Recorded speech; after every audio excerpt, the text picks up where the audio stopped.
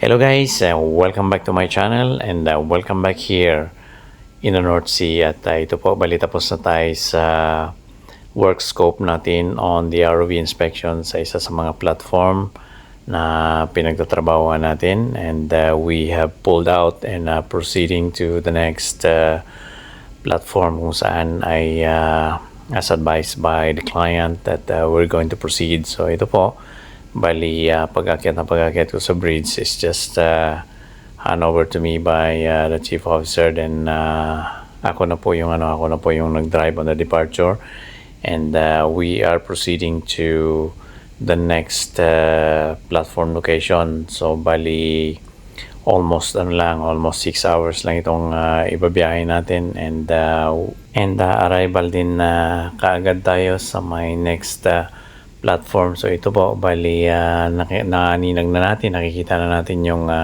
next platform, and we request clearance to enter the 500-meter zone, and we are now alongside to the platform to carry out the ROV inspection and survey. So yan po, bali inabot na tayo ng umaga at yan, bali magtuloy-tuloy na po tayo dyan sa pagtatrabaho.